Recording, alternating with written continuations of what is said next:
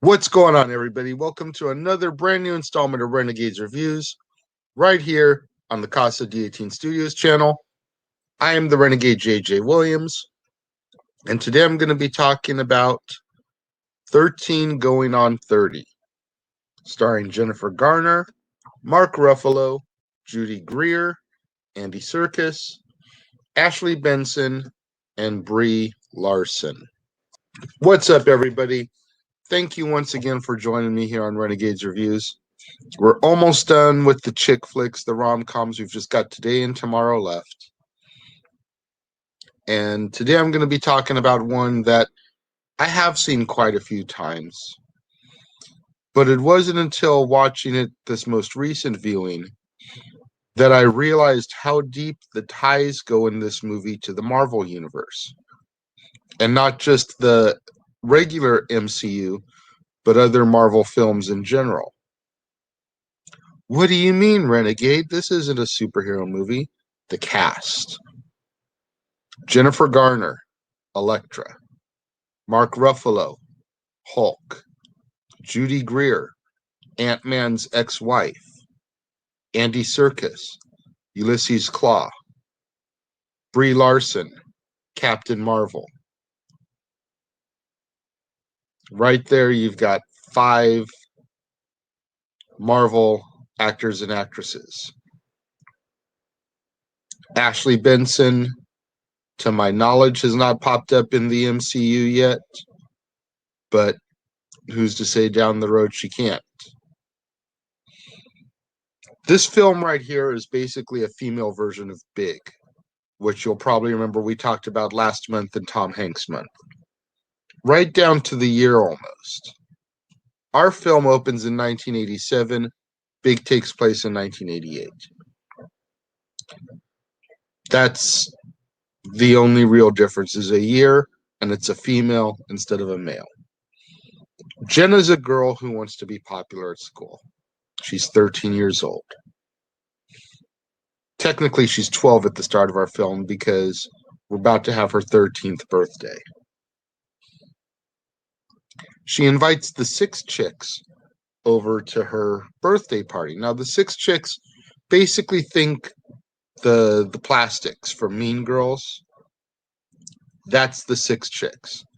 Ashley Benson and Brie Larson both play members of the 6 chicks, but they're not the main girl. The 6 chicks are the most popular girls in school. And Jenna, wanting to be popular, she's trying to be friends with these girls. Jenna gets them to agree to come to her party by telling them that she will do their homework for them, because that's their major excuse, is they've got homework, which is a crock anyway, knowing popular girls. But they try to play Jenna, and it works to an extent. Now, Matt Flamhoff, who she calls Maddie, is Jenna's best friend.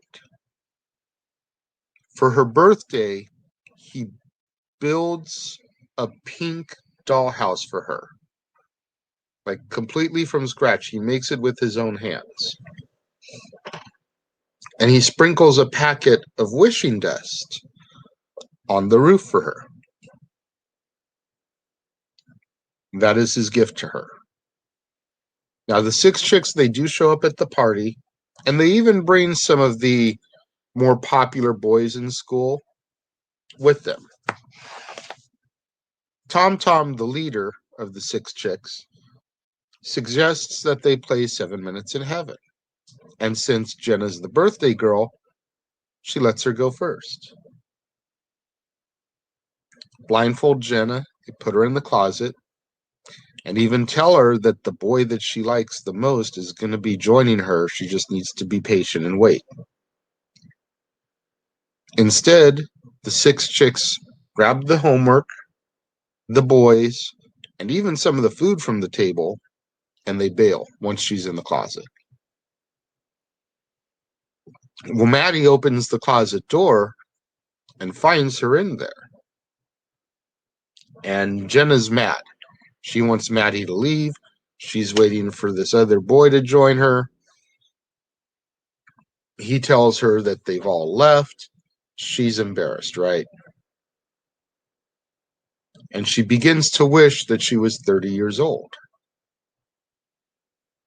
In Big, Josh just wishes to be big. He doesn't wish for a specific age. But he ends up becoming basically a 30-year-old. Here, Jenna specifically wishes to be 30. And dust from the dollhouse begins to fall on her, the wishing dust. Next thing you know, she comes to, and she's in a Fifth Avenue apartment with a boyfriend that she has no knowledge of. She has no idea about this new life of hers. No knowledge of the last 17 years that have passed her by.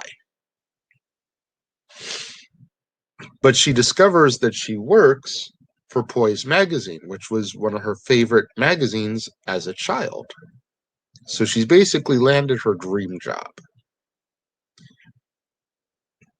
And she's the co-editor of this magazine with her best friend Lucy.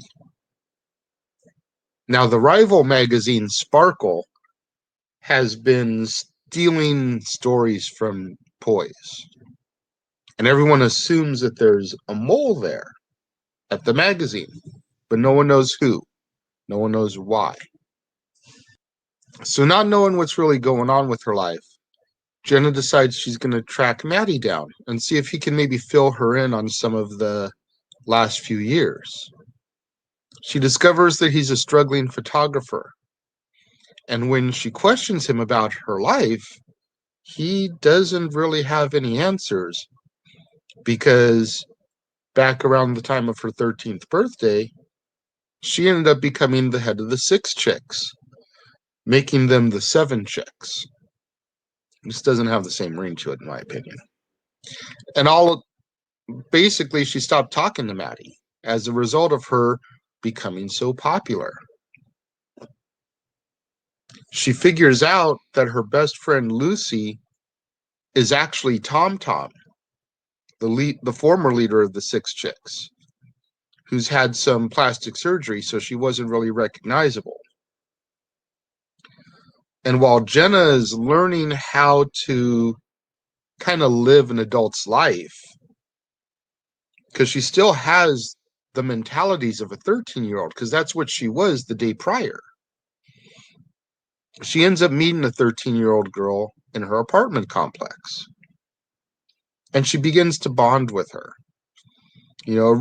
Originally, she didn't pay any attention to this little girl. The little girl even calls her out on it, about how she would ignore her. But with all of this going on with Jenna now, and her still thinking she's 13, now she's opening up to this little girl and she's bonding with her. Because she still believes that she is 13. She doesn't believe that she's 30. So we go to a Poise magazine party. And the party mood is just kind of bland. There's nobody dancing. People are just standing around, barely socializing. Guests are even leaving the party. And Jenna thinks that part of the problem maybe is the music, because the DJ is spinning this techno, house, EDM style dance music, right? Honestly, I can't really stand that type of music either. I feel that it all sounds the same. So she goes up to the DJ and she asks him to change it up, play something different. We don't really hear this conversation, we see it from afar. So we don't know if she asks him specifically to put on the song that he plays, or if she just asks him to switch the music up, play some 80s, since that's the era she knows. But after she walks away from the DJ stand, the DJ throws down Michael Jackson's Thriller. Jenna immediately gets on the dance floor, and she starts doing the Thriller dance moves. Maddie ends up showing up at the party because when she was reconnecting with him earlier, she invited him to come. And at first he was, kind of hesitant, not really knowing what this new Jenna had in store for him, because the last 17 years, they hadn't been friends. But he shows up anyway, gives benefit of the doubt, and she ends up getting Matt on the dance floor doing the Thriller with her, because he's the one that taught her back in the 80s how to do the dance. So now you got two people on the dance floor doing the Thriller, and all of a sudden, all the other guests of the party are starting to feel the vibe. They all slowly start to come on the dance floor and join in the line dance. Even the boss, Andy Serkis's character, gets on the dance floor and is doing the Thriller. So now the entire party is out there dancing the dance to Michael's Thriller. The party ends up being a huge success. But at this point in the movie, now the real dirt, the tea, if you will, starts to come out. Details of Jenna's life in this, era start to emerge. She hasn't spoken to her parents in years. She's had sex with a coworker's husband on the clock in the office. And we find out that she is the one that's been leaking the stories to Sparkle magazine.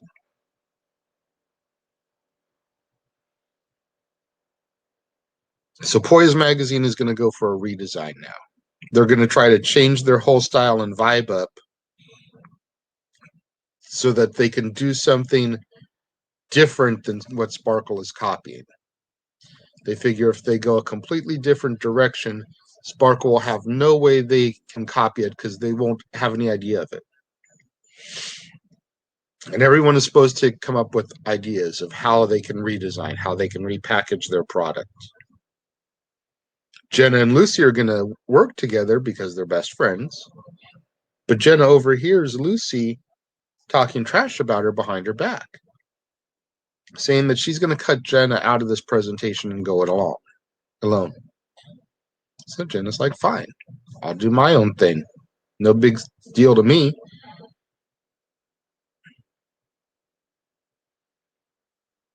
But she is a little bit hurt that her best friend didn't want to do it. It takes a little soul searching for her to be like, that's fine. I can do this on my own without you anyways. Initial reaction is she's hurt. And she ends up returning to her childhood home, her parents' house. The same house that just the day prior was her party. She ends up going downstairs where the party was, going into the closet,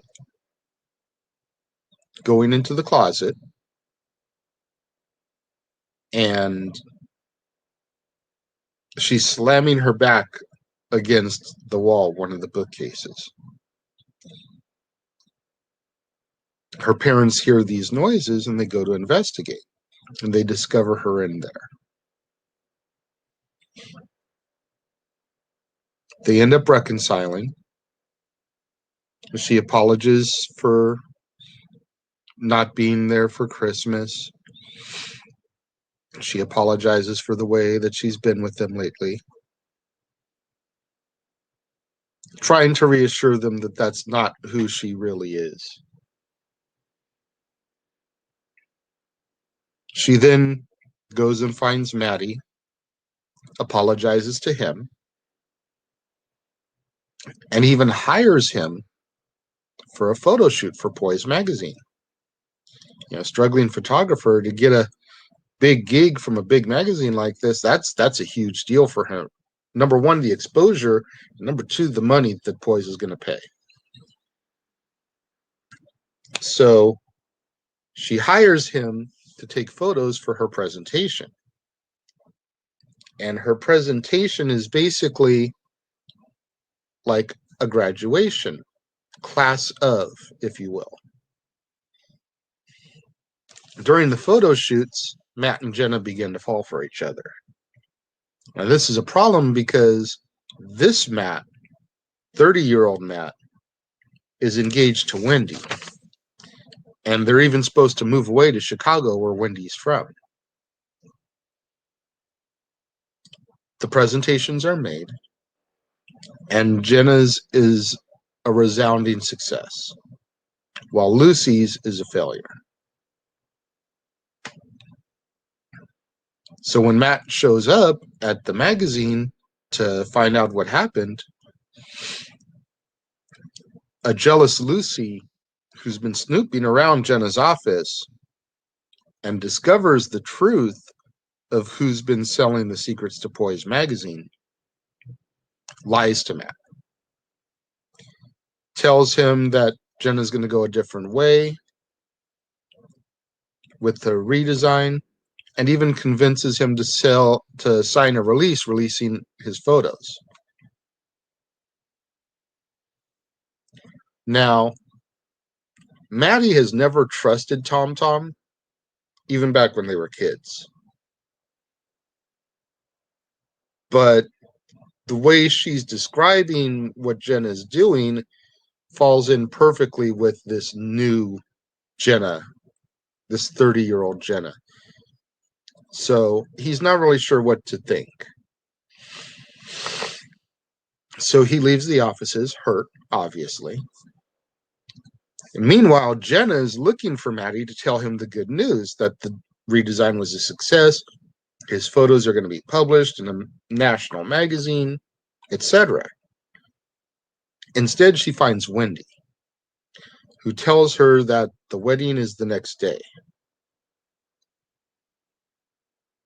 Richard, and this is Andy Serkis's character, Jenna and Lucy's boss, tells Jenna that Lucy gave Jenna's material and Matt's photographs to Sparkle magazine. And that Sparkle has now made Lucy their new editor-in-chief based off of the strength of Jenna's redesign plans.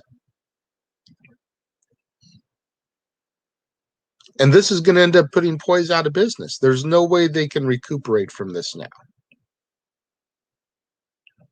So when Jenna goes to confront Lucy about all this, Lucy reveals to her that she knows that Jenna was the one selling secrets and stories, and that all she did was stole the position that Jenna was going to get for doing it. Because Lucy had found letters from Sparkle magazine to Jenna, basically offering her the editor position.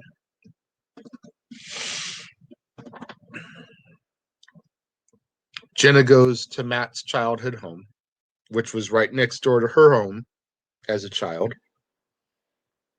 which is where the wedding is to take place. She finds him and tells him that she is not the person that she has seemed to be over the last 17 years. And that he would marry her if he could see who she really was. Matt tells her that they can't turn back the hands of time, and he asks her why not.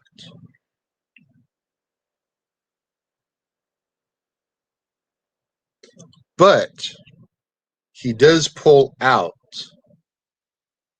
the pink dollhouse that he made for her 13th birthday. And Jenna's blown away for this. Like, she cannot believe that he still has this dollhouse. She is literally in tears. She asks him if she can have it. Matt gives it to her and confesses that he has always loved her.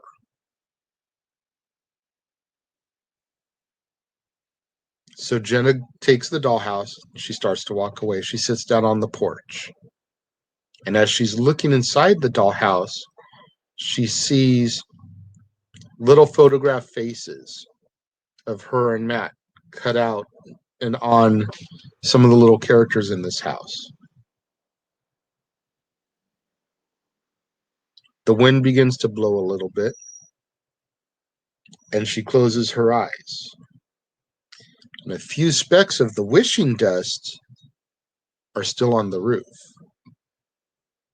So the wishing dust begins to swirl around her. And when Jenna opens her eyes, she's back in the closet at her 13th birthday. This time, when Matt finds her, she kisses him. Then she chases Tom Tom down, confronts her, rips up the homework, and runs up the stairs with Matt. And then we do a quick cutaway, and now it's back in the present again when she's 30. And Matt and Jenna emerge as a newly married couple. The film ends with them being seen moving into a pink house identical to the tall house that Matt had built for her all those years ago. Again, this movie is right up there for me with like Pretty Woman, Soul Food, as far as some of the other movies we've talked about this month, the last couple weeks specifically.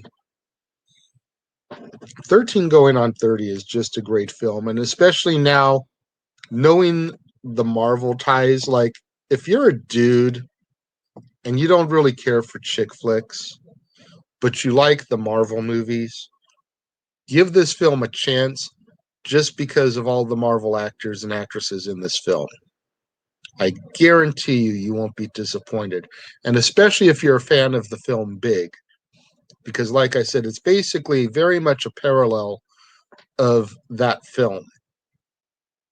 Just instead of a boy getting older, it's a girl.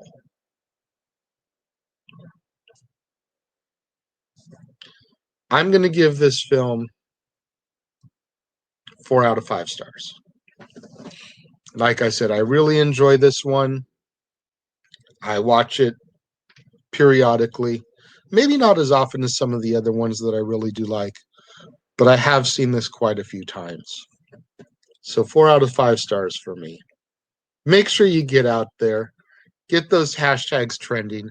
Hashtag Casa D18 Studios, hashtag Renegade Reviews, hashtag Renegade Returns, and of course the ever popular hashtag Shenanigans.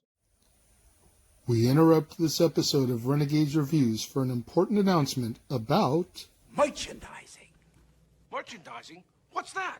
Merchandising. Come, I'll show you. Merchandising, where the real money's made.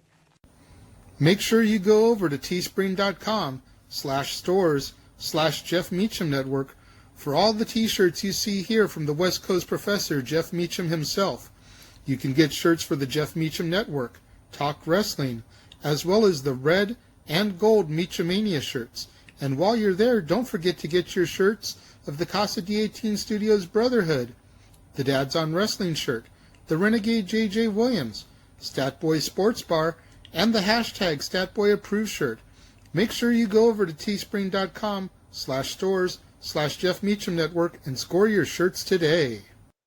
Don't forget to join me here tomorrow on another brand new installment of Renegades Reviews, when we will be talking about and wrapping up our rom-coms chick flicks with another one of the definitive films, Breakfast at Tiffany's, with Audrey Hepburn, George Peppard, Mickey Rooney, Buddy Ebsen, and many, many others. That one should be a very good one. It was the first time I had ever seen that film. Once again, like I have said numerous times this month, but make sure you tune in for that. I guarantee you it'll be worth it. Make sure you do what the commercial told you. Get out there, purchase the shirts of the Casa D18 Studios Brotherhood. Support us. We greatly appreciate it. So until tomorrow, right here on the Casa D18 Studios channel, right here on Renegades Reviews, when we talk about Breakfast at Tiffany's, I am the Renegade JJ Williams. Thank you for watching, and I will see you guys next time.